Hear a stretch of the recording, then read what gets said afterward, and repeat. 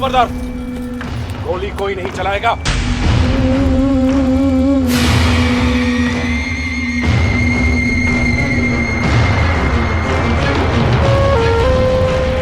अपनी अपनी बंदूकें नीचे करो।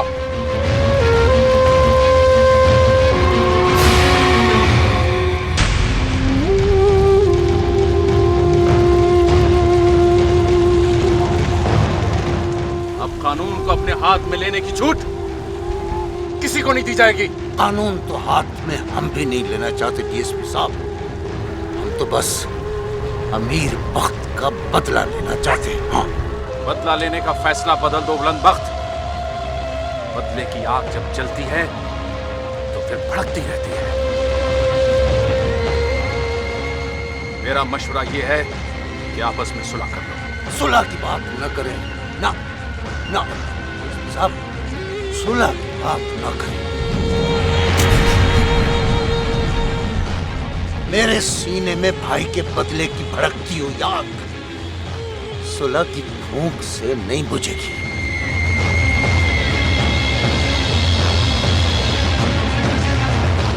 बुलंद बख्त, शेर दिल को मारने का ख्वाब मत देखना, ना देखना कभी भी। मेरे पुत्र को मारने का ख्वाब। देखो डीएसपी साहब, किस तरह पुत्र के मरने का सुनकर तड़पा है ये। इसी तरह मैं भी तड़पा हूं अपने अमीर बख्त के मरने के बाद। एक रात भी नहीं सो सका मैं चैन से, जब ये भी अपने पुत्र के मरने पर तड़पेगा ना, काटेगा जगराते, तो पता चलेगा इसे अपनों के जख्म होते क्या हैं।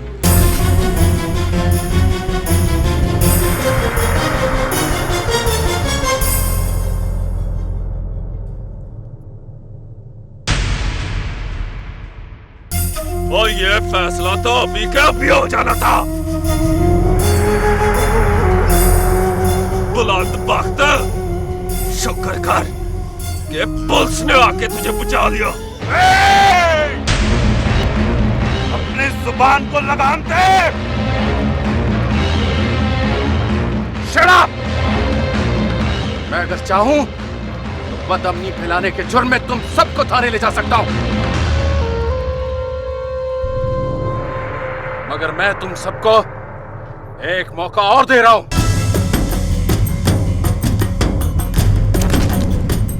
आखिरी मौका।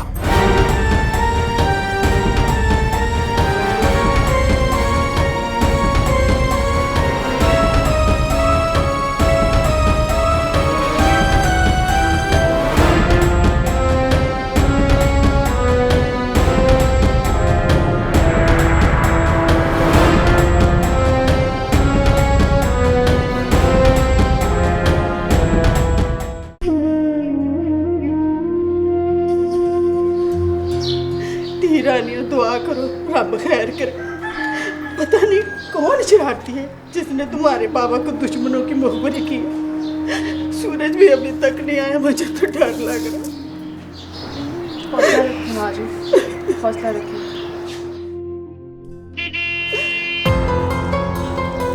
माँ जी, लाला सूरज आ गया।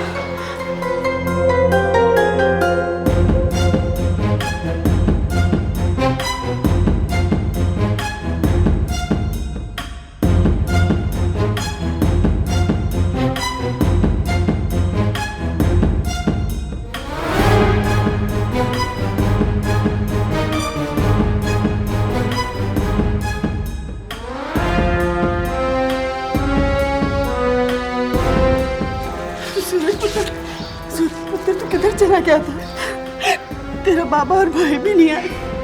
परेशानी वाली कोई बात नहीं, अल्लाह सब चंगी करेगा माँ जी। अगर सूरज, अगर बाबा चौधरी हाकिम का आमना सामना हो गया तो?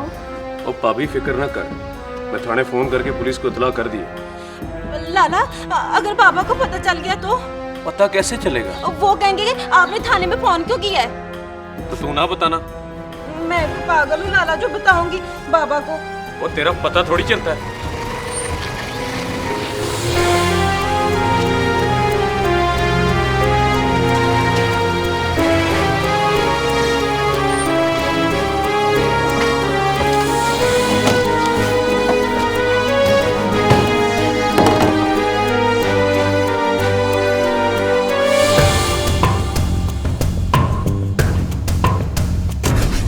खैरियत है ना?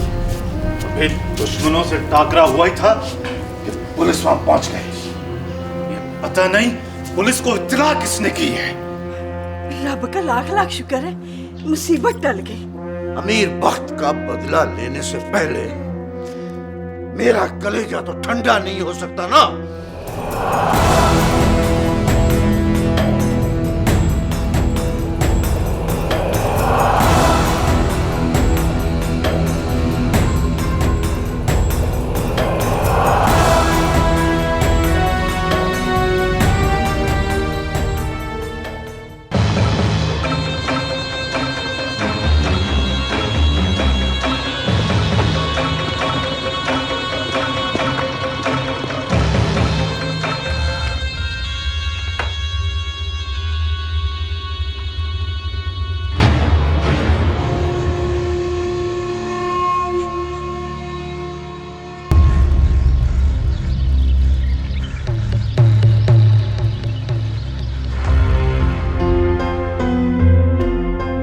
बुलंद बख्त के कलेजे में बदले की आग दहक रही है, इसीलिए वो आज मुझे मारने की कात लगाकर बैठा था।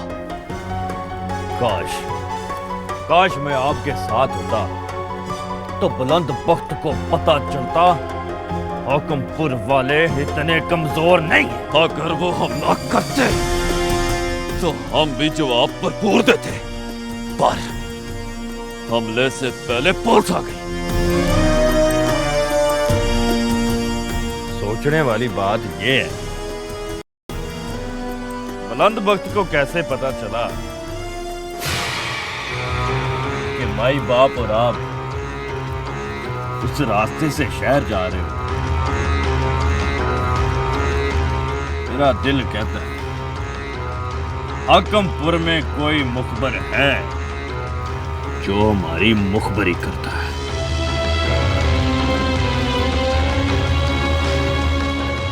तुम ठीक कहते हो बादरे,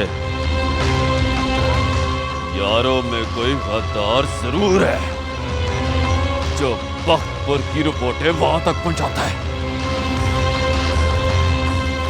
हमें अपनों पे शक करने की बजाय अपने दुश्मनों का मसाह नहीं करना चाहिए। कल को हाकमपुर की जदराट की पग आपके सिर पे आनी है।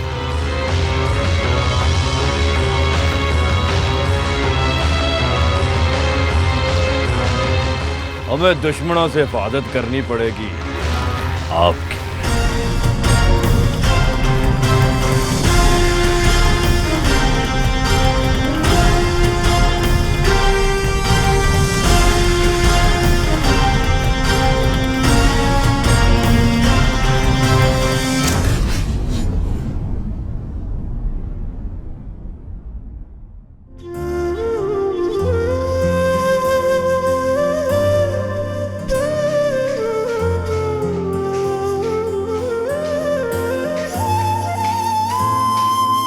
बाबा खाना लगा दो। नहीं पुत्र, मुझे तो यहीं ला दे। अच्छा बाबा।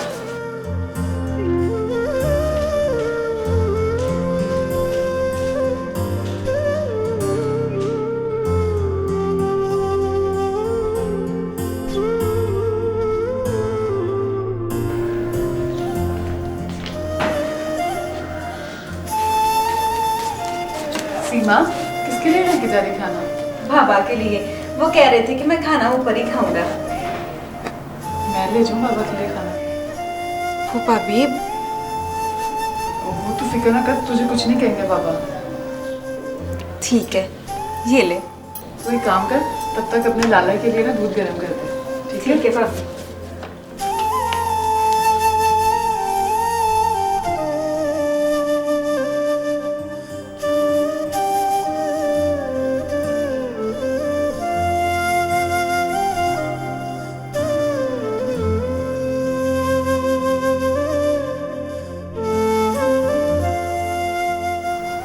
बाबा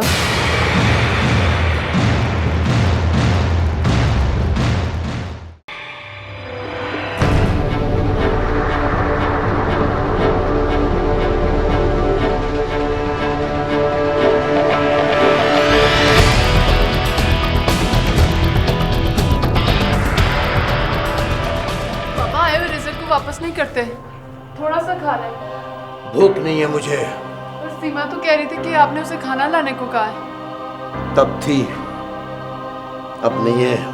मैं लेकर आई हूँ इसलिए। बहुत जबान चलाने लगी है तू। क्या यही सिखाया तेरे बाप ने तुझे? मेरे अब्बा ने तो आपकी खिदमत करने का सबक सिखाया, जो आप मुझे करने नहीं देते। नहीं चाहिए मुझे तेरी कोई खिदमत। अब पता चला तेरी दिखावे की खिदमत ने तुझे उनके दिलों में दाखिल कर दिया है, इसीलिए वो लोग तेरा इतना एहसास करते हैं। एहसास बन के सबके दिलों में रहने से इतनी मुतमिन नहीं हूँ बाबा, जितनी खौफज़दा नफरत बनकर आपके दिमाग में रहने से। हट चला ज़बान मेरे सामने। चल जा, चल जा यहाँ से।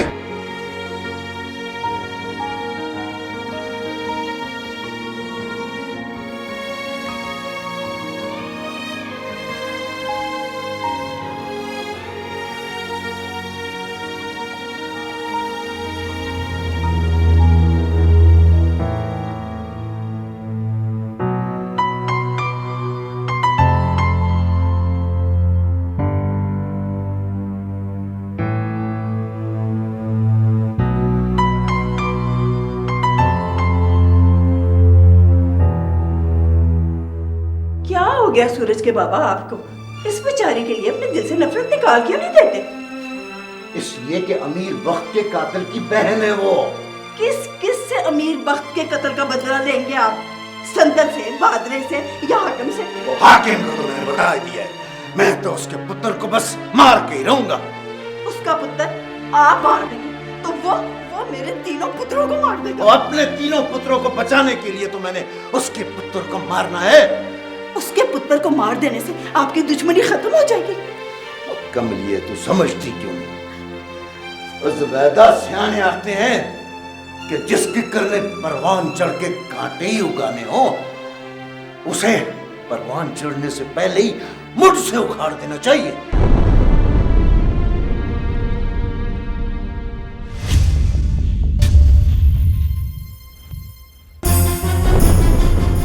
मेरे सीने में भाई के बदले की भड़क की याद सुलग भूख से नहीं बुझी। बुलंद बख्त, शेर दिल को मारने का ख्वाब मत देखना। देखो डीएसपी साहब किस तरह पुत्र के मरने का सुनकर तड़पा है। एक रात भी नहीं सो सका मैं चैन से।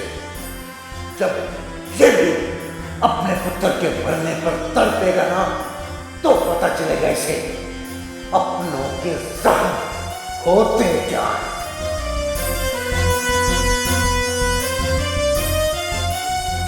सलाम भाई बाबू। क्या बात है अब्बा जी, आप कुछ परेशान लग रहे हैं। हाँ शेरदिल, दुश्मन के खतरनाक इरादों ने हमें सोचने पर मजबूर कर दिया है। क्या मतलब है आपका अब्बा जी? शेरदिल, बुलंद वक्त तुझ पर फिर वार करेगा। माय बाप, आप दुश्मनों से डर तो नहीं गए? ना, मैं दुश्मन से नहीं डरता, शेर दिल के खो जाने से डरता हूं। अब्बा जी, आपको डरने की कोई लोड़ नहीं है। दुश्मन को कभी भी कमजोर नहीं समझते शेर दिल। उसके कंड के पीछे 3 पुत्र हैं, 3, और तुम सिर्फ अकेले। शेर दिल कल्ला नहीं है माई बाप, मैं इसके साथ हूं। ये बात भी आपने ठीक कही है कि दुश्मन का कभी बसा नहीं खाना चाहिए। खुद जीने के लिए बुलंद बख्त को कमजोर करना बहुत जरूरी है,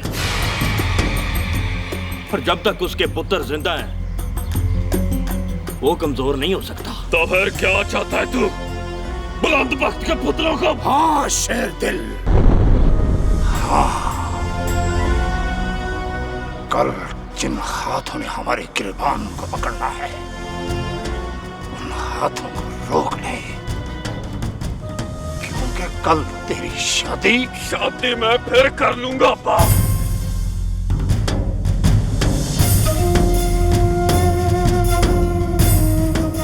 पहले बुलंद बख्त के पुत्रों से तो निपट ले।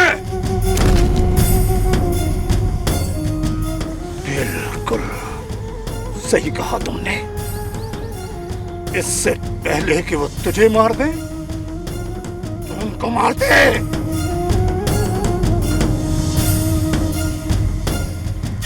दुश्मनी का सफर मुकाकर ही तेरी शादी करूंगा। पहले तेरे हाथों पर बुलंद बख्त के किसी पुत्र का खून देखूंगा, फिर तेरे हाथों पर मेहंदी लगाने का सोचूंगा।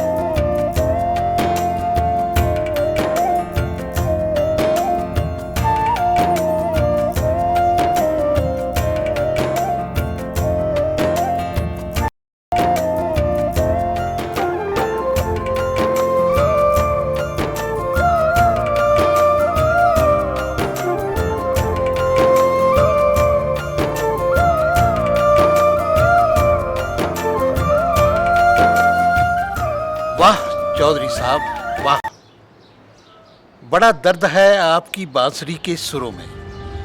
लगता है कोई डाढ़ी लगन लगी हुई है आपको। लगन से खाली दिल नहीं बाबा जी, होश का लोथड़ा है। लगन ना होती तो शायद दुनिया में किसी का जी ना लगता। रास्ते होते ना मंजिलें, बारें होती ना खिजाएं, शौक होता ना इश्क। ये शौक और इश्क तो सब क्या होता है? शौक रुतों की तरह होते हैं जो बदलते रहते हैं, और इश्क ईमान की तरह। शौक बस जीने के साथ साथ होते हैं,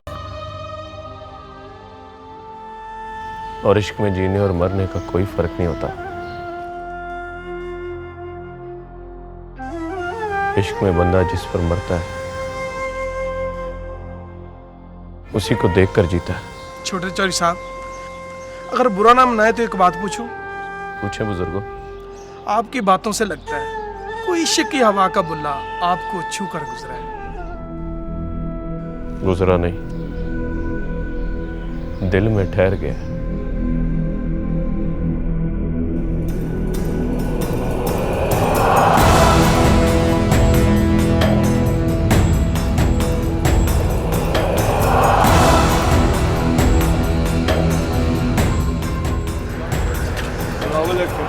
क्या मजमा लगाया हुआ है?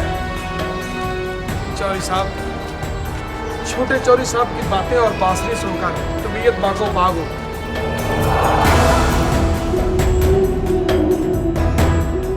बांसुरी के सिवा इसे खुद तो कोई काम नहीं है।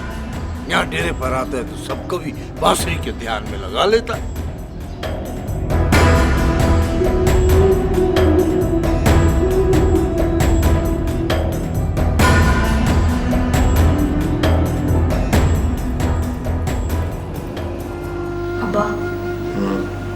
क्या?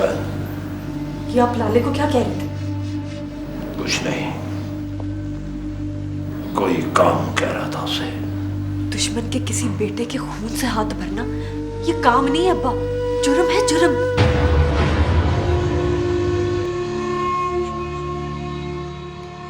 माँ बाप की तो ख्वाहिश होती कि उनकी औलाद सीधे रास्ते पर चले, पर आप कैसे बाप हैं अब्बा जो अपने बेटे को जुर्म के रास्ते पर चलने का मशवरा दे रहे?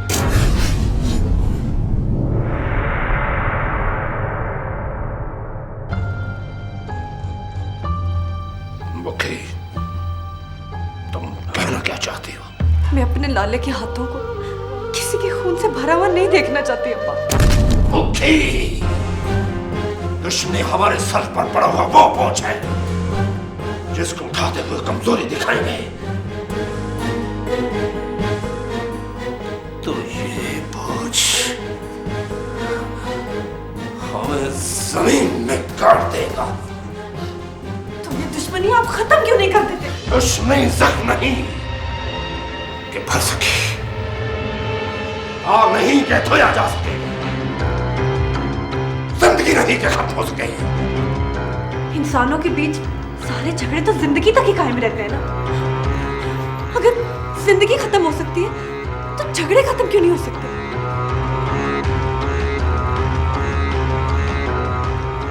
तुम क्या चाहते हो मुखी? कि तुम्हारा बाप हाकिम चौधरी सर झुका के मर जाए? मर तो वो भी जाते हैं अब्बा जो हमेशा सर उठा कर जीते। लेकिन उनकी कब्रों पर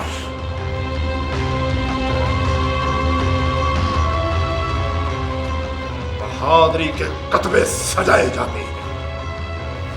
कतबे सजाने से कब्रों की शान तो नहीं बढ़ जाती अब्बा? कभी आपने किसी दुश्मनदार की कब्र पर चिराग जलते देखे?